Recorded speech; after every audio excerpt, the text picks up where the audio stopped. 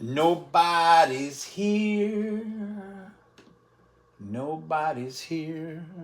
Two people are here. Hey,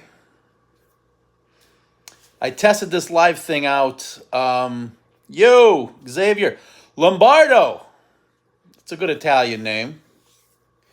Hey, I tested this out a couple days ago, and I have to do it with my phone only. It doesn't work with anything else. So we shall see. Somebody hopped on and hopped off. All right. Getting ready to take a trip to go to COTA, Circuit of the Americas, outside of Austin, Texas. I was going to leave Thursday and then arrive Friday night, but I think what I'm going to do is I'm going to leave right after work and get a head start on Wednesday, because it's going to take me 10 hours just to get out of Florida. 8, 9, 10 hours just to get out of Florida, because I'm north of Miami, but I'm on the east, south, way down there. And I have to head all the way across the panhandle to get out. And if anyone's going to the MotoGP race at COTA, give me a little message, let me know. That'd be great, so I can see if anyone else is going to be there. That's kind of what I want to find out, who's going to go there. Now, I will be making a video about packing for the trip. Can't wait to get my 2022 Ducati Multistrada. Yeah, good. When is it coming in? Did you get a delivery date yet on that? Let us know. V4 Sport. And are you getting anything with it? Are you going to do the exhaust, or just going to take it stock, or what are you going to do with that thing? Because I'm really curious what the time frames are for the 2022 Ducati Multistradas, even though 6 months after, I have not ordered it yet. Okay. Then good luck, because no one is giving out any dates at all for anything. The dealership that I use near Fort Lauderdale, Florida, Ducati Forza, they have received one V2, and it was already pre-sold. So it came and it went. No one even got a chance to ride it or anything. And actually, they cannot wait to get another V2 in for stock so that I can ride it. They want me to do a review of it. Dealership, he has one available for me. So, okay. Well, they are 2022s, but he has a sport available. That's interesting. I never saw a sport arrive as stock, so that's pretty good if you have a dealership. What area of the country is that? Or what country?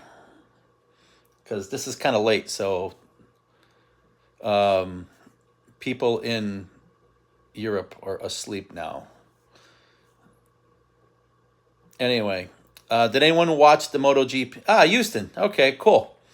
I'll be coming through Houston probably sometime on Friday morning, Friday early afternoon. I'll be coming through the Houston area on my way up to. I'm going to stay in probably the San Marcos area. It's a little less expensive, and on my way to COTA. So I'm giving up like a full day of Friday at Circuit of the Americas for that'll be my travel day. It'll still be one of my travel days, I guess is the best way to put it. But I don't know how many other people are planning on heading out to the MotoGP race. It'd be nice if you are, just type it in there. Let us know. So I will be making a video about packing for this trip. For me, it's going to be about 1,300 miles one way from South Florida to the Austin area for the COTA. And I don't have the liners for my hard case panniers. So what I'm going to do is I'm going to use some of my other bags. I didn't buy the liners because I kind of already have waterproof bags. So I'm just going to put stuff in waterproof bags and then shove them in the panniers. Because one thing I did find out with this Multistrada V4S, or any of them that come with the panniers, the new 2021, 2022, is they are not waterproof. at all, and you will absolutely, if you go through rain, you will get water inside the panniers. So it's going to pay for you to do that. V4 has been in the shop for 3 weeks for a coolant leak. Yo, 3 weeks for, so heads up on a coolant leak. So I had a coolant leak after I had the bike fixed when it was hit. Future Marine, Xavier, leaving June 20th, 2022 in San Diego, California. Nice. I went to Paris Island. I've been over there to San Diego, and of course, Camp Pendleton. And if you're going to go there, that doesn't mean you're going to be stationed on the West Coast, but chances are you probably will be stationed on the West Coast. So good luck. And I hope you put your nose to the grindstone on that and really concentrate while you're in boot camp so that you get through it.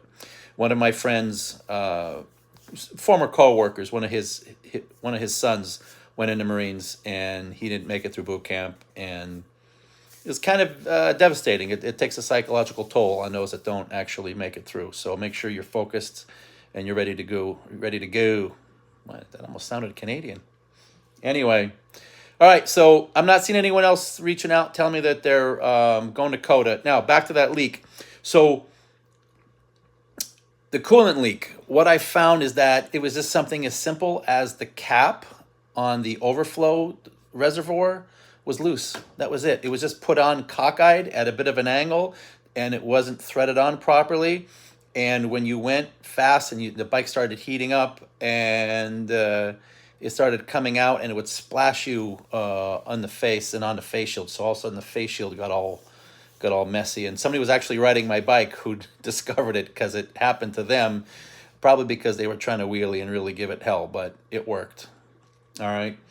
So hopefully the coolant leak is something that's simple and easy, but for them to have it, they shouldn't have it too long for coolant. I mean, a leak is a leak. You can pretty much tell where a leak is coming from. You know, you take the bike apart, you dry it off, and then you find where the leak is coming from and you fix it. I mean, leaks are pretty easy unless they're way internal, but if they're internal, it shouldn't be leaking now, should it? But it's got to come from somewhere. So hopefully you'll get that bike back soon. Before I leave, I'm going to tell you what, I think you should get it afterwards also. All new hoses twice, and now a water pump. That's, you know what's funny, and it's not funny. 45 minutes from downtown. Ah, okay. Hey, Mark. Good. So I should be arriving, if all goes well, I'll arrive sometime on Friday, and I'll be at the race all day Saturday, all day Sunday. Then Sunday I'm going to start heading back to give myself a head start so that I can get back to work for Wednesday. So hopefully when everything's over, I'll start heading east as far as I know. But I'm going to go back to this Multistrada V4S stuff. So the more I share this information online, the more people who reach out to me and let me know that there's a problem, that they have to, or they have a similar same problem. Okay. Oh. Okay. Ducati North America has been great customer service, unbelievable. They're making good monetarily, but I just think they don't know what's wrong with it. So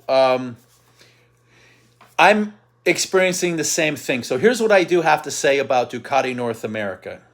They care and they want to get things fixed, but they're not Ducati in Italy. They're not the main, we have to ship a bike back to someone else who may have been trained in Italy, but not someone who's been working with the factory on a regular basis. But I guess what's important is that the people for Ducati North America, they really do care and they really want to fix things because they obviously don't want to have any negativity attached to the brand and to their business, because it's a separate company, but they are trying hard. The thing is that often they're limited by the quality of the technician at the dealership where they work. And some of the dealerships have great technicians. They might be really good gearheads, but they may not be really good electronics guys, okay? So they may be able to shit a sprocket and make it work, but they may not be good when it comes time for troubleshooting electrical and electronic problems, especially if you're heavily reliant on computers to give you data. A lot of times you are. Yeah, Barry. Yeah, and I've noticed that when I worked on aircraft in the Marine Corps and when I worked in industry, um, I ended up teaming up with a guy who was extremely talented mechanically, but he lacked the electrical knowledge and the electrical troubleshooting, and that's where I came in. So for all the electronic issues, I was an excellent troubleshooter, and when we had problems, when we had to get stuff running, and we had, again, a sprocket or a chain or a drive was going bad, he was able to rebuild or put something together, or together we would weld something to make it work. So I think it's difficult with motorcycles that people initially are very mechanically oriented because it was just carburetors. It was easy. And now with all the electronics, you really have to up your game. It's just like there used to be guys who worked on electric or who worked on forklifts. They worked on propane forklifts their whole life, 20 years, and they're great with them. And then they come out with all these battery-powered electric forklifts that were all running off of silicone control rectifiers, and they're lost. They don't understand, oh, there's limit switches. I turn the wheel this way, it shuts off this motor. I turn the wheel this way, it shuts off this motor. They're not used to it. So that's been happening in all industries, in the automotive industry, and in the especially in the motorcycle industry with all the electronics now. It just makes it harder. So again, you could be, and I'm not dissing the mechanics because I'm just saying it takes another level. All right, second time it was the same. The hoses have been replaced. I just think they don't know what's wrong with it. Yeah, if something's, so I call that part swappers. When you're not sure, you just start swapping parts. So we used to call these people part swappers. They just keep swapping parts until it works, and then they figured they fixed it when all they did was kept changing parts. And that can get very expensive. If a hose is leaking and you get a new hose and it leaks, well, maybe that batch of hoses was bad, but if you're changing hoses, I mean, come on, they're hoses, and it's still leaking, it's not the hose. I don't have the sport model, but they all have the quick shifter, just so you know. 5 weeks for the same leak, that's actually pretty bad. I mean, when you have a coolant leak and it takes 5 weeks, that I have an issue with, because, another thing that I believe is that these guys have to justify the amount of time that they're spending. So they don't want to spend a whole lot of time, because I think for warranty claims, they have to justify the amount of time that they're spending on it. And that's where it becomes an issue, but that's where Ducati North America will be working with them to authorize that time so they can do that. If you're going to get the sport model, it's the same bike, just with a different paint scheme, and it's definitely going to have the mag wheels instead of spokes. I don't like the spokes because I wasn't going to do off-road, Xavier. But either way, you're going to love the bike. And hopefully you have a lot of experience on bikes, because this is a tall bike. It's could be top heavy at intersections and stuff. So it's just a little bit getting used to. But because the handlebars are so wide, the Ducati Multistrada is very flickable. You know what I mean? It's easy to maneuver. Hold on, Barry. I keep wrong the first time. Bad hose from the factory. Bad hose was replaced. So it sounds like they're saying they replaced bad hoses with more bad hoses. And since everything fits like a glove, these are coming from the same manufacturer. But that's they could have had a bad batch, but a lot of these things you think would be tested before they put them out, but who knows? I can see that happening, but I mean, if the hose itself is leaking, then the hose is leaking. Okay. All right, well, then they must know what's going on if it's coming from Ducati North America, for sure. All right. Well, I just wanted to pop on for a little bit here just to talk a little bit about the upcoming trip. Like I said, I'll be putting together a video about how I'm going to pack. Some of you may find it interesting. Some people will find it really boring. Like, a lot of people probably think that what I'm doing right now is really boring. But I'm trying it anyway. We'll see what happens. This is the first time I'm doing a live that I'm actually going to keep it on the website. I mean, on the channel. I tested this out, like I said, to anybody who's just joining, all 4 of you that are here. Well, I was up to 7 at one point. I had 7 people watching this. I was down to 3. I'm down to 4. I'm sure that'll be going down even more soon. But I am hoping to see some of the people that come to the channel at COTA. I'm really looking forward to the trip. Keeping an eye on the weather. I'm trying to decide how I want to dress for it. If I just want to put gear that's good for the weather on in advance, so I don't have to worry about stopping and pulling over. I just got to keep an eye on it, and hopefully the weather will hold out for me. But I guarantee you, at some point between going and coming, especially going through that whole Gulf area, through Louisiana, Alabama, the panhandle of Florida, and that eastern portion of Texas, I am guaranteed to hit rain. And I don't care about the rain. As long as the bike doesn't care about the rain, I don't care about the rain. The rain doesn't bother me at all. It's inconvenient. That's it. All right, actually, the maintenance on the bike. Thanks. How to get this. Well, good. Well, that's the whole point, I think, is that there's a lot of things that people can do on the bike. One of the questions, the statements really was about learning how to do some work on the bike. The problem with some of the Ducati products, especially newer, is that it's very difficult to get a hold of specifications and manuals. You cannot go anywhere and purchase a multi-strata book. So I'm going to get back to that fuel economy in a second. But I end up having to ask the dealer, hey, what is the torque spec for that 12.36 millimeter rear axle nut? What is this?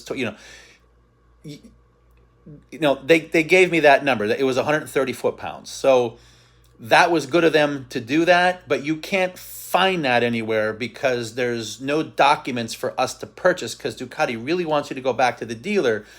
But if I had to take my bike to the dealer every time I needed to adjust my chain in the first couple thousand miles, that's kind of ridiculous.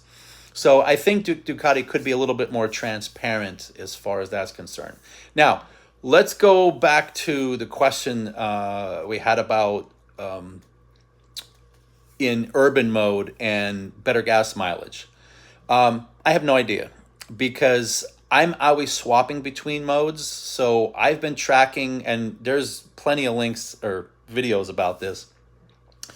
For over 19,000 miles, I have tracked every ounce of gasoline that has gone into this bike, and I know exactly what my gas mileage has been and what I've been averaging. I spent the majority of the time in touring mode, especially if it's raining. I'm definitely going to be in touring mode. I have put it in urban mode, which to me, if I'm going to have an urban mode, I might as well not have a Ducati. Maybe if it's really heavily raining, I'll bump it down there, but it's so sluggish and so safe that it's kind of boring in that mode. I've had it in enduro mode, out in the woods and some other places where I like to get, the back end sliding a little bit. And I spent a lot of time in sport mode, but I've never filled up a tank of gas and just ran it in urban mode only to see if you save more. I'm going to tell you what, it really has more to do with the engine power and the throttle response.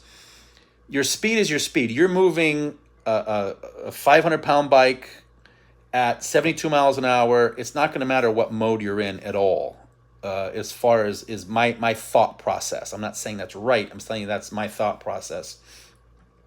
And I also believe that you would have to do that and only be in that mode for probably 3, 4, or 5 different full tanks, so that you can get an idea of where it's at, and then compare that, against maybe what I have, because I don't see we're going to save a lot of money on gas, to be quite honest with you, just doing it in urban mode. I just don't really see it, other than maybe in traffic, but it's the same weight that you're pulling. So whatever, it's speed and weight. And, you know, and throttle response is, I think, a small part of it, but it's just speed and weight. So I don't believe there would be a significant difference at all. And I think they're going to save a lot more money. And since everybody's checking out, I think I will be too. Anyway, this is Rembo. Have yourself a great day. I think I'll leave this. This is the first time I'm going to do this. I think I'll leave this up on the website if anybody really wants to get bored. But next time I'll try to plan this in advance and try to pick a very specific subject to see if there's a lot of interest in it. And that's about it. Lane, Mr. Hamilton, have yourself a good night. Take care. Bye-bye.